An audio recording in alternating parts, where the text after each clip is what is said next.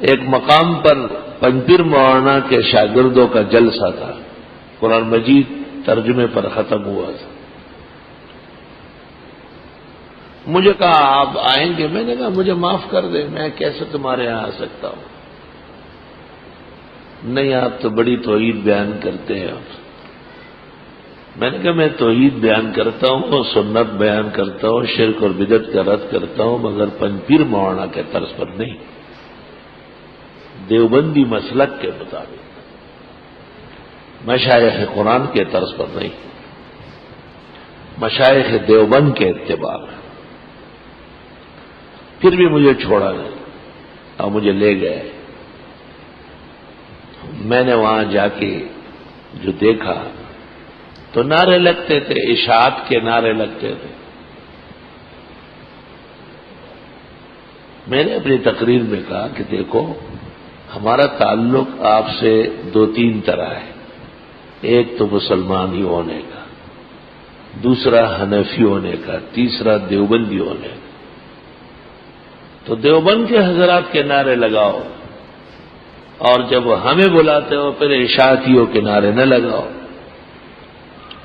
کیونکہ اشاعت وغیرہ پر تو ہم آپ سے علیحدہ ہیں، ہم تو آپ کے اشاعت کے ساتھی نہیں ہیں۔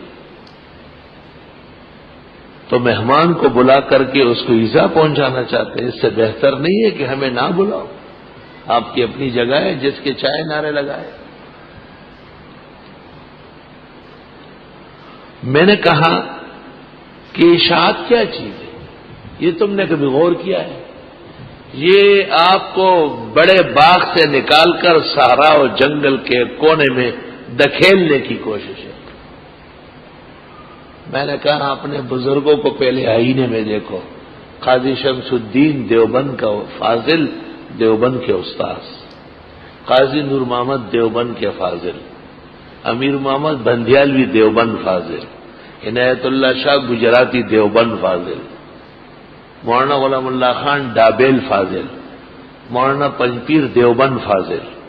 تو میں نے کہا آپ بتائیں، آپ ان بزرگوں کی روح کو تکلیف پہنچاتے یا نہیں؟ آپ دیوبند سے کٹ گئے، اور آپ کے تمام مشائخ جن کی یاد میں آپ نے مماتیت اور اشاعت قائم کی، یہ سب کے سب فضلاء دیوبند ہیں۔ تو آپ کو مجھ سے نہیں، اپنے ان بزرگوں سے بھی حیا و شرم نہیں آتی۔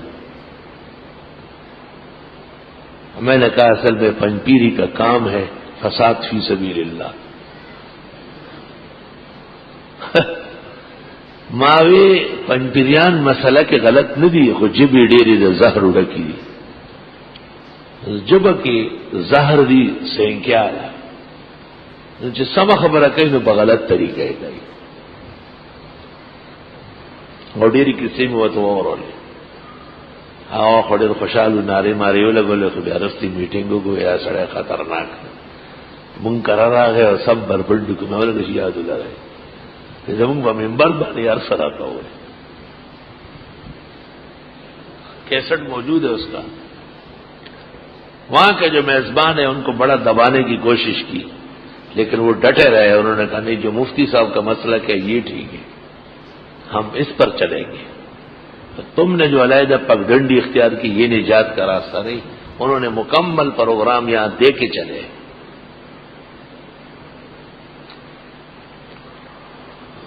وَلَا تَتَّبِعُوا السُّبُلَ، اور ادھر ادھر راستوں پر نہ چلنا۔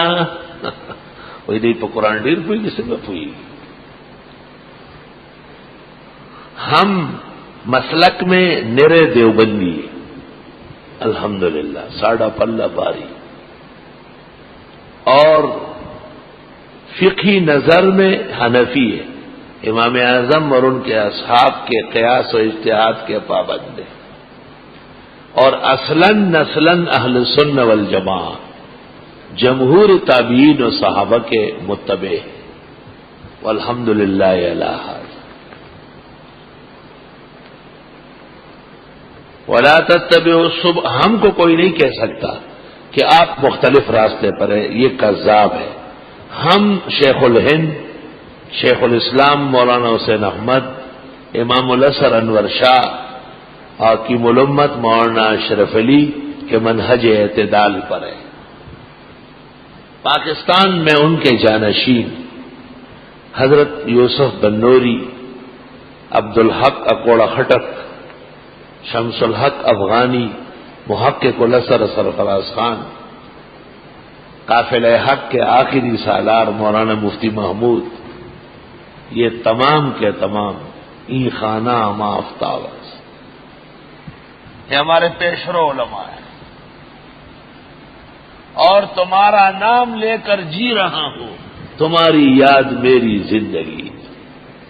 ہاں، رائے حق میں جن بزرگوں نے محنتیں کی ہیں ان میں یہ مولانا غلام اللہ خان ہے، مولانا پنجپیر ہے، یہ سب بزرگ ہیں، قرآن کی بڑی خدمت کی، بڑا رد شرک و بدعت کیا، اس موضوع پر ہم احترام سے نام لیتے ہیں۔ الحمدللہ ہمیں ان بزرگوں سے بھی فیض حاصل ہے، سچی بات ہے، لیکن جو اختلافی اور تنازع